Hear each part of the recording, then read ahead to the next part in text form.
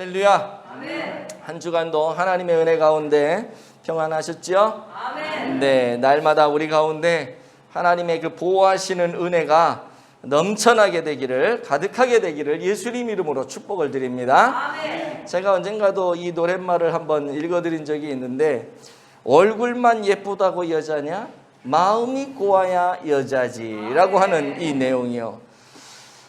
이것은 사람들마다 저마다 의미를 부여하고 해석을 할 수가 있는데요. 저는 오늘 이 노래 가사말을 이렇게 해석하고 의미를 부여하고 싶어요. 사람에게는 두 가지 자아가 있다는 것이죠. 겉으로 보이는 자아와 겉으로 보이지 않는 자아. 그러니까 여기에서 말하는 겉으로 보이는 자아는 얼굴을 얘기하는 거예요. 얼굴은 보이잖아요. 그리고 겉으로 보이지 않는 자아는 뭐냐? 마음이라고 하는 것이죠. 결국 이 노랫말이 하고 싶은 것은 보이는 나 자신이 정말 예쁘게 사람들에게 보여지고 싶다면 보이지 않는 너의 내면의 자아를 아름답게 만들어야지 보이는 자아도 예뻐진다라고 얘기하는 거 아니겠어요? 보이지 않는 것이 보이는 것보다 더 중요하다라고 하는 거죠. 이것을 오늘 성경에서는 겉사람이다, 속사람이다 이렇게 표현을 하고 있어요. 16절 말씀을 한번 보도록 하지요. 시작. 그러므로 우리가 낙심하지 아니하노니 우리의 겉사람은 낡아지나 우리의 속사람은 날로 새로워지도다. 아멘. 그렇습니다, 여러분. 우리에게는 보이는 나인 겉사람이 있고요, 보이지 않는 나인 속사람이 있어요. 그렇다면 우리에게 왜 겉사람이 있고 속사람이 있을까? 그것은 너무 간단해요. 하나님이 우리를 그렇게 만드셨기 때문에 그렇습니다. 창세기에 보면은요, 에덴 동산에서 하나님이 사람을 창조하시잖아요. 지으신단 말이에요. 그때 먼저 흙을 가지고 사람을 막 형상을 빚어 넣으세요. 이게 뭐냐면 겉사람을 만들어 놓으신 거예요, 지금. 그런데 그 겉사람에게는 생기가 없었습니다. 그냥 모형만 있었어요. 그냥 인형 같은, 진흙으로 흙으로 그냥 빚어 놓은 그냥 점토 같은 그냥 모형만 있는 이 겉사람이었어요. 생기가 없었어요. 그래서 하나님이 그 만들어 놓은 겉사람의 코에 생기를 훅 하고 불어 넣으니까 어떻게 됩니까? 그 겉사람, 인형 같은 그 겉사람이 생기를 받고 생명이 되어서, 즉 살아있는 사람이 되어서 막 하나님을 바라보고 하나님을 찬송하고 자연 만물을 바라보면서 기뻐하고 뛰어놀고 누구를 사랑하기도 하고 춤도 추고 움직이는 살아있는 그런 생명체가 되었다라고 성경은 얘기하잖아요. 여기에서도 말하는 게 뭐냐? 겉사람이 있고 속사람이 있어요. 속사람은 하나님이 훅 하고 생기를 불어넣은 영을 얘기하는 거죠. 우리가 잘 아는 에스겔서, 에스겔 딱 하면 여러분 생각나는 게 뭐예요? 마른 뼈 군대, 그거 생각나잖아요. 성경을 좀 읽어보시고 신앙생활을 하신 분들은 대뜸 그게 생각이 날 겁니다. 여기에도 같은 내용이 있어요. 어느 날 하나님이 성령으로 에스겔을 인도해가지고 어느 강가로, 이제 거대한 골짜기로 데리고 가죠. 가봤더니 그 안에 뼈들이 막 질비하게 쫙 널려져 있는데요. 와, 기가 막힌 거예요. 뼈들이 그냥 보통 얼마 전에 죽은 그런 뼈들이 아닌 거예요. 너무 뼈들이 많은데 막 말라 비틀어지고 다 골격이 떨어지고 분리되고 뼈 조각들만 있는 거죠. 쉽게 말해서. 너무 기가 막혔어요. 하나님이 근데 그때 에스겔에게 뭐라고 얘기를 하는 줄 아세요? 야, 에스겔아, 이 뼈들이 살겠느냐? 물어봐요. 야, 이거 뭐라고 대답을 해야 돼요? 에스겔이 기가 막힌 거죠. 그래서 뭐라고 대답을 하냐면, 아우, 저 잘 몰라요. 하나님 아시잖아요. 난 모르면 그냥, 하나님 아시면서 나한테 왜 물어봐요? 이게 가장 쉬운 대답인 것 같아. 그런 거 나한테 왜 물어봐? 머리 아프게. 당신 다 알면서. 그렇게 대답을 한단 말이에요. 그랬더니 하나님이 에스겔에게 뭐라고 얘기를 하냐면, 그래? 그럼 네가 내가 시키는 대로 그 마른 뼈들에게 명령해가지고 그 마른 뼈들이 한번 살아나게 네가 좀 한번 해봐라. 그래가지고 에스겔이요, 하나님이 시키는 대로 그 뼈들에게 막 하나님의 말씀을 대언을 합니다.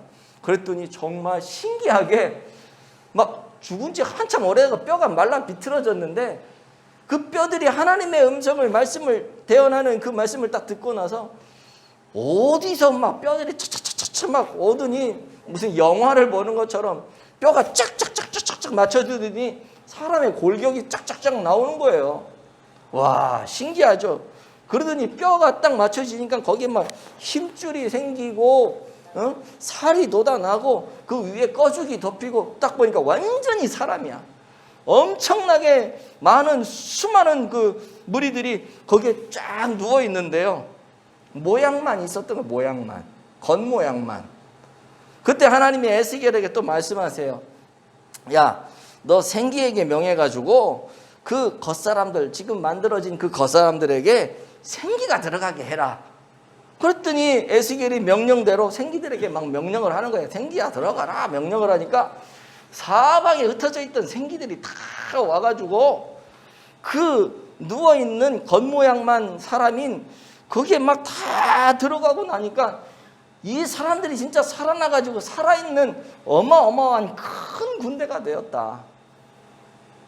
제가 무슨 옛날 이야기를 하는 것처럼 아주 집중해서 잘 듣고 계시는데 이게 성경에 있는 내용을 지금 제가 말씀드리는 거잖아요. 무슨 말이냐 하면 사람에게는 보이지 않는 내가 있고 보이는 나가 있다는 거예요. 그러니까 겉사람이 있고 속사람이 있는데 정말 이 겉사람의 사람 구실을 제대로 하려면 속사람이 살아있어야 되는 거예요. 속사람이 죽어있으면 겉사람이 아무리 멋져도 사람 구실을 못한다는 거죠. 여러분, 우리가 하나님의 창조 목적대로 하나님께 영광 돌려야 되는 그런 사람이잖아요. 그리고 그렇게 살 때 우리 정말 행복하거든요. 내 인생의 목적대로 내가 살아갈 때 정말 행복하고 보람이 있고 의미가 있는 거예요. 그러나 이게 속사람이 살아야지 그게 되는 거예요. 속사람이 죽으면 그게 안 돼요. 하나님이 원하시는 그런 아름다운 삶을 살지 못해요. 그냥 무슨 열심히 뭔가를 하는데 되는 것도 없고 뭔가 열심히 하는데 늘 마음이 흡족함이 없고 내가 지금 뭐 하고 있는 거지? 그런 모양으로 우리가 살아가는 거죠. 그러면서 사람들 뭐라 그래요? 이 사는 게 아니야. 이게 뭐냐면 하나님이 나를 창조하신 목적대로 살아야지 사는 의미가 있는데 그대로 못 살아가니까 속사람이 죽어가지고. 여러분, 성경은요 우리의 창조 목적을 이렇게 얘기합니다. 한번 읽어보죠. 시작. 이 백성은 내가 나를 위하여 지었나니 나를 찬송하게 하려 함이니라. 아멘.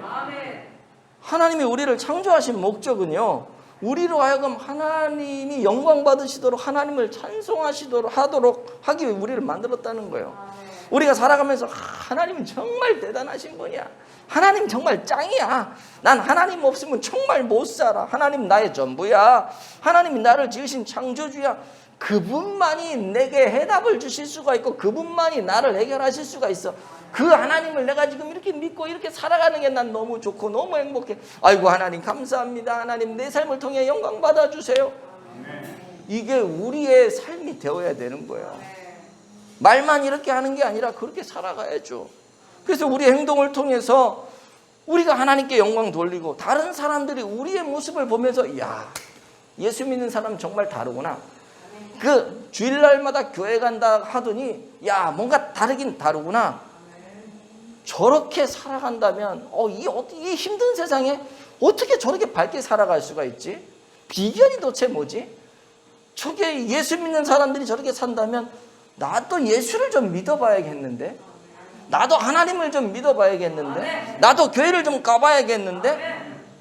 여러분, 이게 세상 믿지 않는 사람들의 입속에서 이런 말이 나오면 이게 하나님께 영광 돌리는 거잖아요. 이게 바로 하나님이 우리를 지으신 이유요, 우리가 살아갈 목적이라고 하는 거예요. 그런데 이 목적을 잊고 하나님과 전혀 관계없는 삶을 살아가다 보니까 어떻게 돼요? 사는 게 아닌 거예요.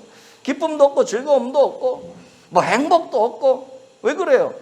창조 목적에 맞지 않는 삶을 살아가니까 하기 싫은 거 계속 나는 이렇게 하라고 그렇게 이거 하는 거를 아주 최적화되게 만들어줬는데 이거 안 하고 딴 거 하니 얼마나 힘들어요. 왜 그렇게 살아갈까요, 사람들이?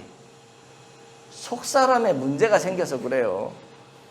속사람이 병들었든지 죽었든지 뭔가 속사람에 문제가 생겨서 그런 거죠. 그래서 하나님께 영광을 돌리지 못하니까 자기의 목적대로 자기가 최적화된 그 삶을 살아가지 못하니까 힘든 거예요. 살아가는데 짐만 빠지는 거예요. 왜? 속사람이 문제가 있어서 그래요. 속사람이. 간절히 바라기는 오늘 예배를 통해서 여러분의 속사람이 살아나기를 축복합니다. 아멘. 병들었던 속사람이 강건해지기를 축복합니다. 아멘. 그럼 어떻게 해야 우리의 병들었던 속사람이 강건해지고 죽었던 속사람이 살아날 수 있을까? 너무 간단해요. 예수님 만나야 돼요. 아멘. 예수님과 연결이 되어야 돼요. 아멘. 예수님과 함께 죽고 예수님과 함께 살아나는 이걸 거듭남이라 그러잖아요. 주님과 십자가에 함께 죽고 함께 살아가는 이 거듭남을 체험해야 돼요. 아멘. 에베소서 2장 5절 말씀에 보면 이런 말씀이 있습니다. 시작. 허물로 죽은 우리를 그리스도와 함께 살리셨고 너희는 은혜로 구원을 받은 것이라. 아멘. 허물로 죽었던 우리를 하나님이 그리스도와 함께 살리셨다. 그리스도와 함께 살리셨다라고 하는 말은 뭐냐면 예수님과 함께 죽고 예수님과 함께 살아난다는 뜻이거든요.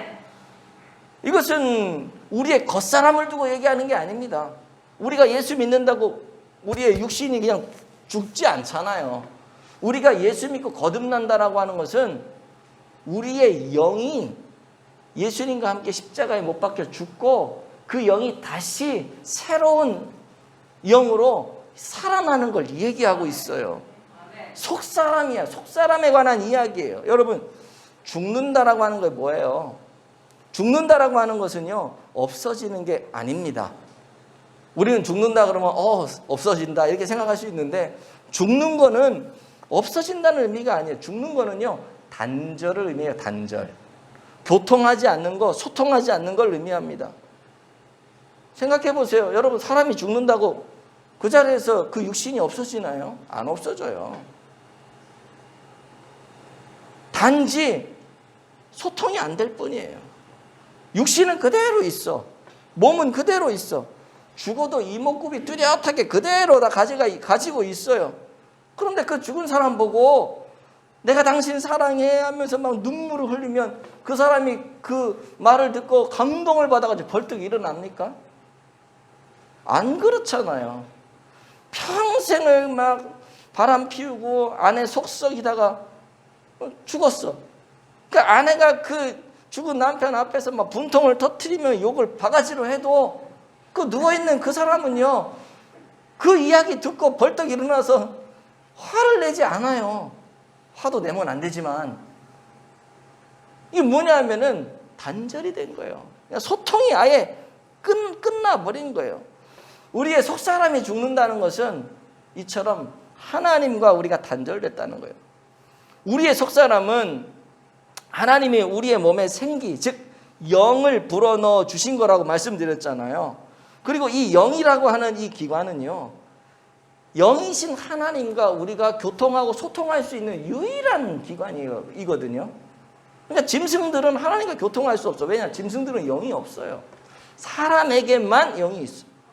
그래서 사람만 하나님과 영이신 하나님과 영으로 교통을 할 수가 있는 거죠. 근데 영이 죽어버리고 속사람이 죽어버리니까 하나님과 교통이 안 되잖아요. 우리가 죽어버리고 우리가 영이 병들었어. 그러면 기능을 제대로 못하니까 하나님과 교통했다가 안 됐다가 교통을 하려고 뭔가를 막 하려고 그러는데 갑자기 딱 중간에 수신이 끊겨. 그럼 어떻게 돼요? 얼마나 답답해요. 하나님이 우리에게 뜻을 알려주시고 하나님의 계획을 알려주시고 이런 것들을 알아가면서 하나님이 나를 향한 계획이 이렇구나. 그 계획에 맞게 살아가야지 우리가 정말 기분 좋고 행복하고 의미 있는 그런 삶을 살아가는데 그게 안 되는 겁니다. 영이 죽으니 하나님과 소통이 완전히 끊어지고 단절이 돼요. 하나님의 뜻을 이해도 못하고 그러니 어떻게 답답하니까 이제 내 멋대로 하는 거예요. 하나님의 뜻을 알면 하나님의 뜻대로 움직일 텐데 하나님의 뜻을 전혀 모르고 하나님의 마음을 모르니까 이제는 그러면 할 수 없지. 내 머리를 굴리는 수밖에. 그건 내 머리를 막 굴리는 거예요. 길이 안 보이죠. 인간의 생사화복을 주관하시는 분이 전능하신 하나님이신데 그 전능하신 하나님과 소통이 딱 끊겨버리고 하나님이 나 몰라라. 그러면 내 삶에 어려움이 있고 궁핍함이 있고 곤고함이 있고 물론 살다 보면 있을 수 있죠. 근데 그게 해결이 안 되는 거예요. 하나님하고 단절이 됐기 때문에. 하나님이 우리에게 지혜도 주시고 여러분 착각하지 마세요. 내가 지혜가 있어서 이렇게 된 거 절대 아니에요. 하나님이 우리에게 지혜를 주셨기 때문에 내가 그 생각을 해낸 거예요. 하나님이 지혜도 주시고 하나님이 내가 할 수 없는 그거를 환경을 활짝 열어놓으셔서 생각지도 않게 그 길이 열려지게 되고 그게 있어야지 그게 은혜잖아요. 우리가 찬양도 했지만은 그 은혜로 살아가는 게 우리인데 이 속사람이 죽어버리고 영이 단절되어 버리면 그게 안 돼. 그러니까 늘 막 속 끓으면서 이것도 해보고 저것도 해보고 막 난리법석을 치는데 안 되는 거예요. 왜? 전지전능하신 만물의 주관자가 되신 하나님과 단절됐기 때문에. 왜 이런 현상이 일어난다고요? 속사람이 병들어서 속사람이 죽어있기 때문에. 뭔가 열심히 하는데 막 움직이긴 해요. 하루 종일 했는데 내가 하루 종일 뭐 했지? 넋이 나가. 생기도 없어. 일을 마친 후에 기쁨도 없고 즐거움도 없고 감사도 없고 감격도 없고 오늘 하루 종일 그냥 허공만 두들기다 온 것 같네? 이런 생각이 들어요. 그러니까 사는 게 아니죠. 혹시 여러분 중에 지금 이런 상태에 계신 분이 혹시라도 있다고 하신다면 여러분의 속사람을 살려내는데 여러분의 모든 것들을 걸으셔야 됩니다. 여러분 우리가 병들 때 어떻게 해요? 약을 먹든지 병원에 가서 의사에게 진찰을 받고 치료를 받든지 뭐 해야 되잖아요. 그래야 치료가 일어나고 회복이 일어나고 건강하고 즐겁게 그런 삶을 살 수 있잖아요. 마찬가지예요. 마찬가지. 영적인 것도 마찬가지. 지금 여러분의 상황이 속사람이 병들고 죽어가는 상태에 있다고 하는 것을 느끼신다면 병원을 찾아야 되고요. 의사를 찾아야 되는데요. 병원은 교회요. 의사는 하나님이라고 하는 사실을 꼭 기억을 하세요. 병들고 죽어가는 상태에 있음을 알면서도 병원을 찾지 않고 의사를 찾지 않으면 정말 나중에 해결되지 않는 어려움과 죽음을 맛볼 수밖에 없는 거죠. 죽고 나면 끝나는 거예요. 물론 우리 하나님은 죽은 자도 살리시는 전능하신 하나님이시지만 그래서 내가 죽었다 할지라도 하나님의 은혜로 내가 살아날 수 있지만 그게 그렇게 많지 않아요. 모든 사람에게 그렇게 나가지 않아요. 기회가 있을 때 우리 영을 살려야 됩니다. 내 영이 죽으면 이건 치명적인 거예요. 그래서 우리 속사람이 살아야 돼요. 여러분 오늘날 우리의 삶과 환경을 한번 보세요. 제가 설교 전에도 말씀을 드렸지만 우리의 속사람을 병들게 하고 죽어가게 하는 그렇게 하기에 정말 딱 좋은 세상을 우리가 지금 살아가고 있지 않습니까? 모든 환경이 우리와 하나님을 단절시키고 있어요. 코로나가 우리와 하나님을 단절시키고 있어요. 여러분 아시죠?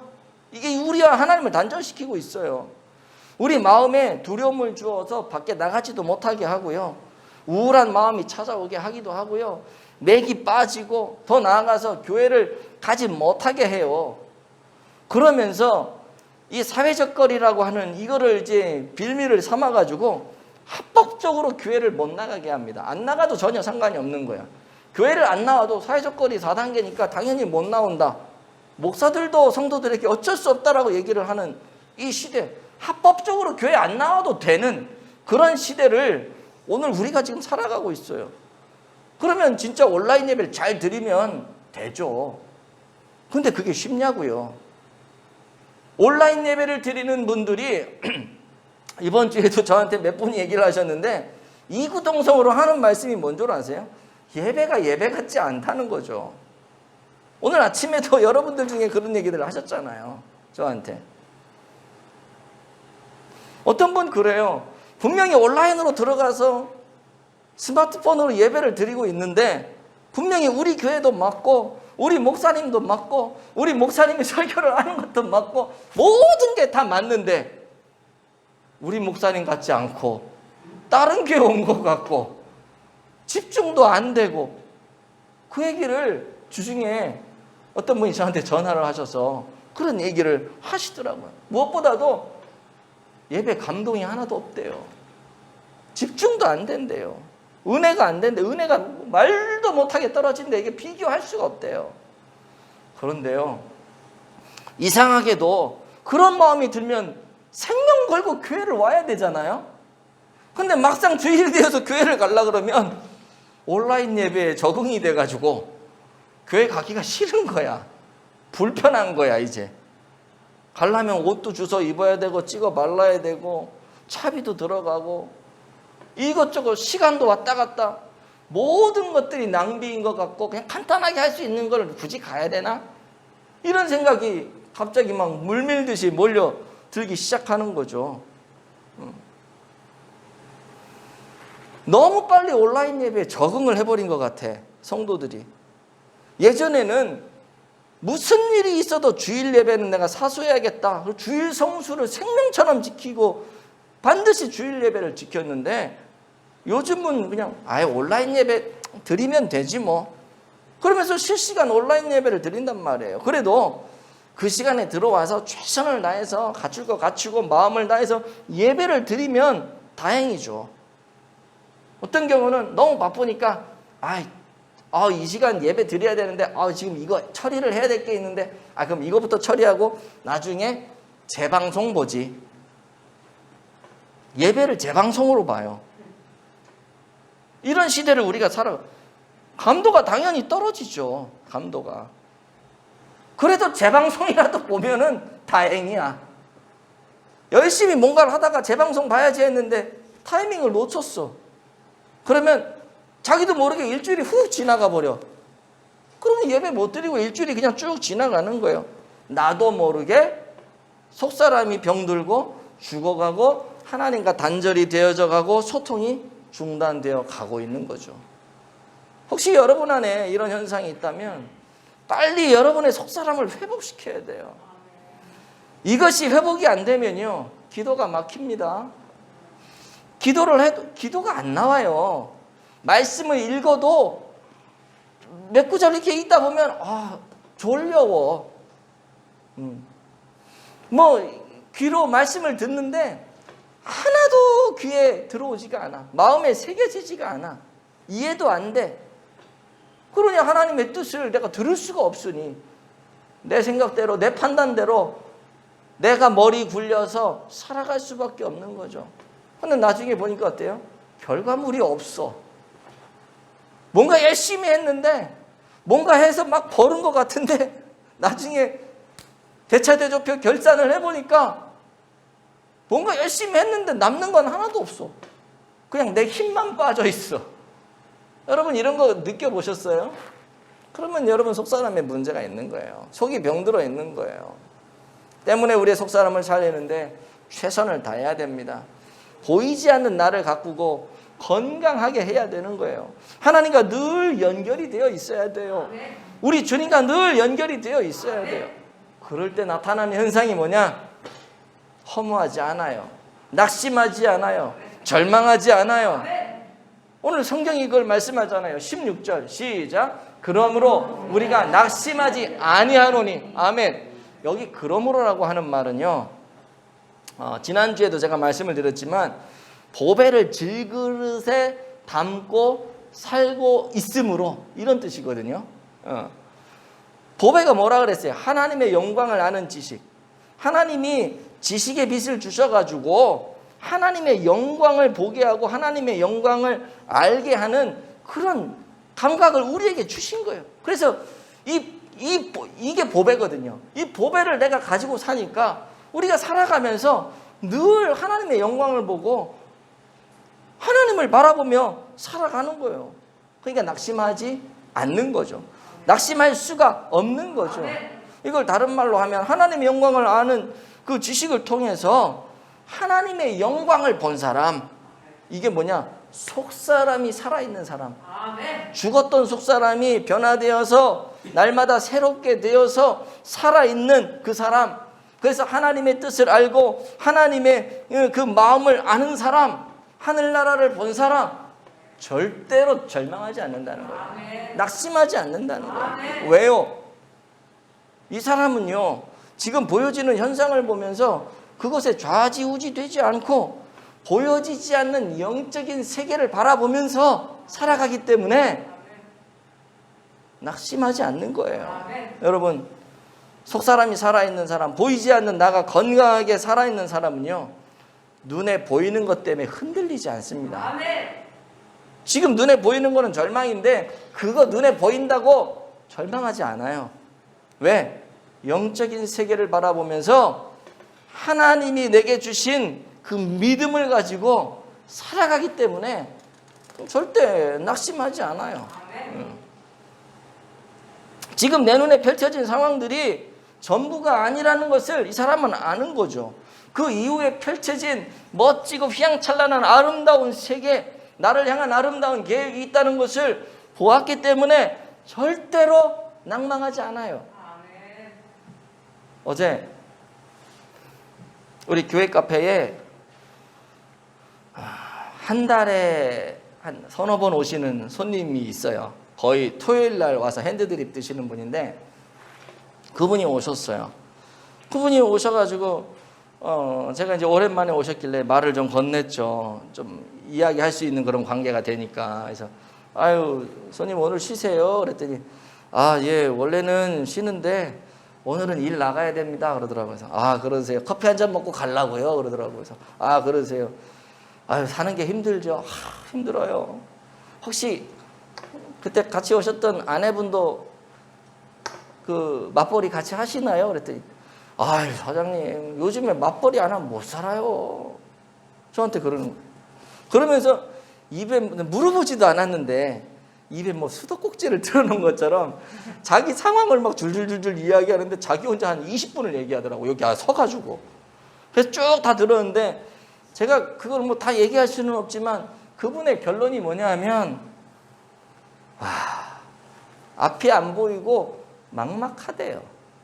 그래서 제가 실례하지만 올해 나이가 어떻게 되세요? 했더니 41살이래요. 아 그러냐고. 너무 막막하다는 거예요. 그러면서 하는 말이 사장님 집이 있으면 뭐하고 전세 들어갈 집이 있으면 뭐합니까? 그 우리 같은 사람하고는 전혀 관계가 없습니다.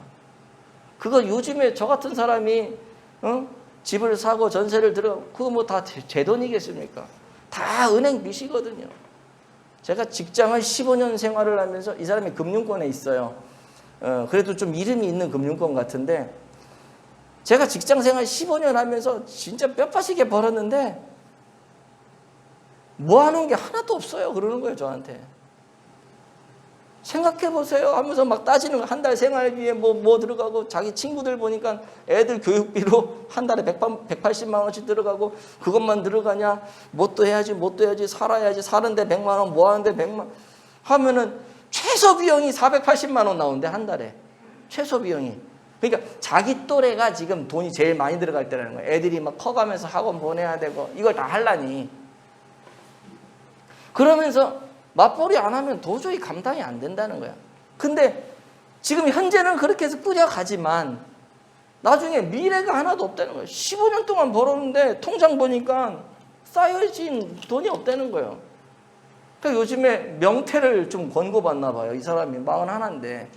그러면서 명퇴를 하게 되면 뭐 퇴직금의 2-3배를 더 주고 미리 나가게 하는 뭐 이런 건데 그거를 할까? 근데 그거 해가지고 그거 돈 받아가지고 저한테 얘기하는 게 사장님도 카페를 해서 아시겠지만 제가 그거 받아가지고 치킨집 해봤자 나 2년 버틸 자신 없어요. 2년 못 버티면 2년 안에 그 퇴직금 다 날리는데 그러면 난 진짜 뭐 먹고 살아요? 나한테 이러는 거예요.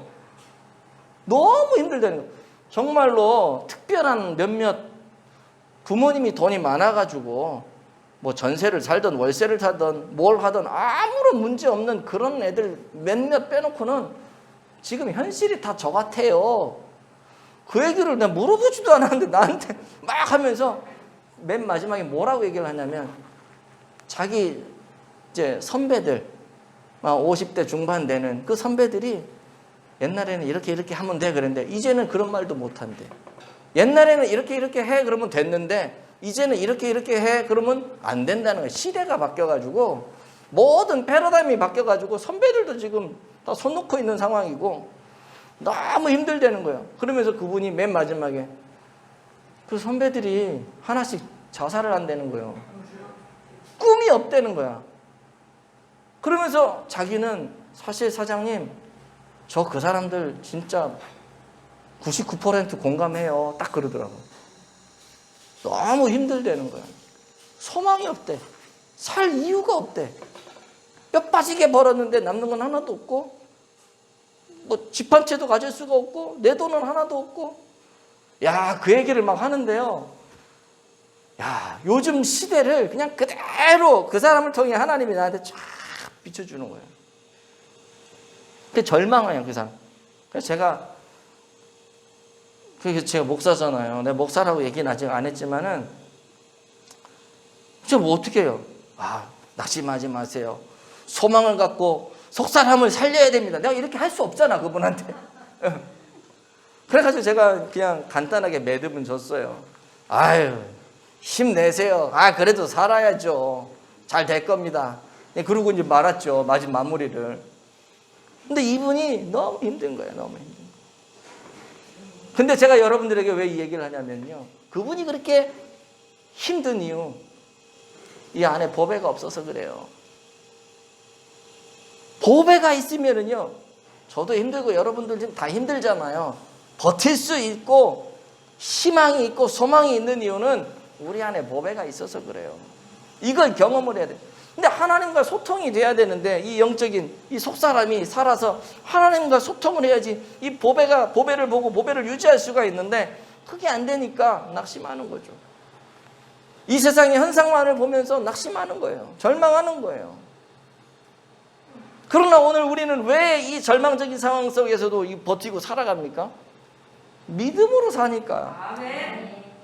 이 절망의 현실을 보는 게 아니라 하나님이 행하실 놀라운 일들을 미리 바라보는 믿음을 가지고 살아가니까.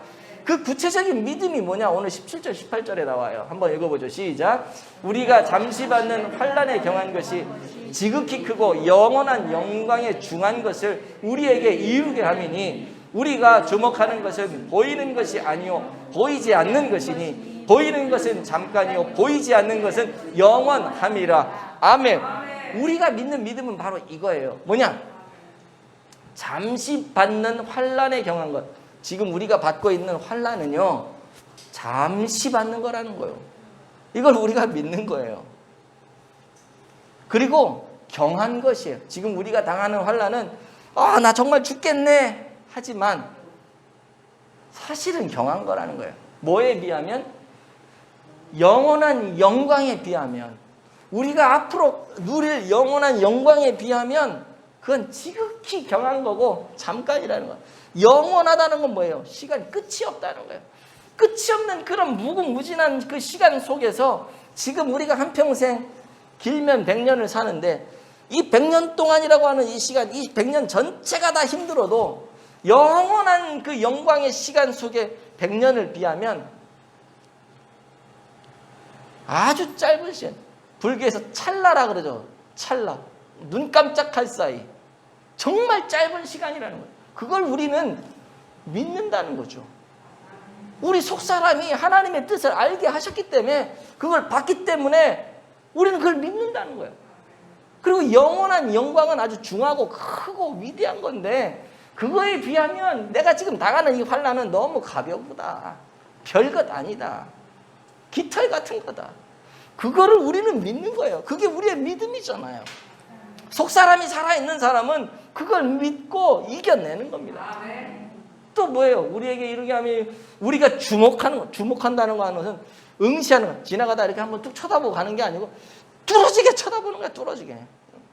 우리가 뚫어지게 쳐다보고 주목하고 막 응시하는, 집중하는 그게 뭐냐? 보이는 것이 아니다. 지금 눈에 나타나는 현상에 우리 그렇게 집중하지 않는다는 거예요. 보이지 않는 것이니, 보이지 않는 것에 우리는 집중해. 그러니까 눈에 보이는 이거 별거 아닌 거야. 제가 가끔 얘기하지만은 축구 경기나 이런 거 보면 얼마나 답답해요. 근데 결과를 알고 나면 우리가 이겼어. 결과를 아는 사람은 그 답답한 거 답답하지 않아요. 결과 우리가 이겼기 때문에, 그 결과는 영원하기 때문에 요 잠깐 답답한 거 이미 결과를 본 사람은 답답하지 않아요. 여기에 집중하지 않아요. 우리는 이 결과에 집중하지. 보이는 것은 잠깐이요, 보이지 않는 것은 영원한. 이것이 속사람이 살아있는 사람에 나타나는 현상이라고 하는 거예요. 이것이. 여러분 어떻게 지금 이 현실들을 이겨나가고 계세요? 이걸 이길 수 있는 비결은요, 우리의 속사람이 살아서 영원한 세계를 볼 수 있어야 돼요. 제가 어저께 좀 전에 말씀드렸던 그분이 있잖아요. 그분이 저한테 이런 얘기도 했어요. 뭔 얘기를 했냐면, 아니 도대체 사장님, 응? 사람 손발 다 묶어놓고 걸어보라고 하면 누가 걷습니까? 이런 비유를 저한테 들더라고요. 사람 손발 딱 꽁꽁 묶어놓고 걸으라는 거야. 지금 현실이 그렇다는 거야. 자기 현실이. 누가 걷냐는 거야. 그러면서 사람들이 얘기하는데, 걸어봐. 걷다 보면 말년에 한 1년 정도는 걸을 수 있을 거야. 말년에 1년을 걸을 수 있는지 없는지 모르지만 꽁꽁 다 묶어놓고 걸을 수 없는 상황에 걸어봐. 걷다 보면 말년에 1년 걸으려고 내가 걷겠냐고, 아예 죽어버리지. 나한테 이런 얘기 하더라고. 그러면서 저한테 그래요. 혹시 말년에 10년 걷는다면 내가 한번 노력은 해보겠다는 거예요. 근데 지금 현실은 말년에 1년 걸을 수 있으니 한번 해보라는 이런 식이라는 거예요. 지금 구조가. 그러니까 자기 미치겠다는 거예요. 그래서 제가 그 얘기를 그분에게 듣고 이 얘기를 해주고 싶었는데 못했어요. 언젠가 할 때가 오겠지. 예, 나랑 계속 교제를 하다 보면. 지금 당신이 당하고 있는 거는 잠깐이다. 영원한 세계에 비하면 잠깐이다. 이 얘기를 해주고 싶었는데 못했어. 내가 너무 이 얘기를 해도 못 알아듣겠지, 그분이. 예, 지금은. 근데 여러분 알아들을 수 있잖아요. 여러분 꼭 기억을 하세요. 지금 우리가 당하는 거는 잠깐이에요. 현실에 보이는 건 잠깐이에요. 그러나 영원한 세계는 영원합니다. 그거를 바라볼 수 있어요. 우리의 속사람이 살아야지 그걸 볼 수가 있어요. 말씀을 맺을게요. 오늘 이 시대를 살아가는 것이 참 힘들고 어렵죠. 아까도 말씀드렸지만 저도 그걸 인정해요. 이렇게 얘기하는 저는 뭐 시원해 내려가 뻥뻥 열리고 그냥 뭐든지 하면 잘 되고 그냥 마음이 뭐 그런 줄 아세요? 안 그래요. 저도 힘들어요. 저도 어려워요. 그런데 절망하지 않아요. 절대로 낭망하지 않아요. 왜요? 보이는 현상을 보면서 거기에 집중하지 않기 때문에 그래요. 보이는 현상은 잠깐 지나가는 거예요. 이 이후에 영원한 세계 속에 정말로 하나님이 나를 향한 아름다운 계획과 멋진 것들을 준비하고 있다는 사실을 내가 알고 내가 봤기 때문에 그거 보고 거기에 소망을 두고 가는 거거든요. 근데 아까 그 사람은요, 그 소망이 없는 거예요. 그냥 말년에 1년 걷는 게 소망인 거야. 근데 말년에 1년 걷는 게 소망이 아니라 그 이후에 영원한 소망을 우리는 보기 때문에 이길 수 있다는 것이죠. 오늘 여러분 어떠세요? 간절히 바라기는 보이는 나보다, 보이지 않는 나를, 보이는 겉사람보다 보이지 않는 속사람을 잘 가꾸시는 성도님들 되어지길 축복합니다. 어떤 상황, 어떤 처지에 있어도 하나님과 이 연결고리를 절대로, 이 연결고리가 끊어지도록 그렇게 하지 마세요. 반드시 유지하셔야 됩니다. 주일 성수 생명처럼 지키셔야 됩니다. 말씀과 기도 생활에 최선을 다해야 됩니다. 여러분의 속사람이 살아날 수 있도록 날마다 새롭게 변화가 되어서 이 힘들고 어려운 세상 속에서도 하나님의 말씀 붙잡고 안에 이 보배를 담아서 믿음으로 승리할 수 있는 여러분들 되어지시기를 간절히 축복을 드립니다.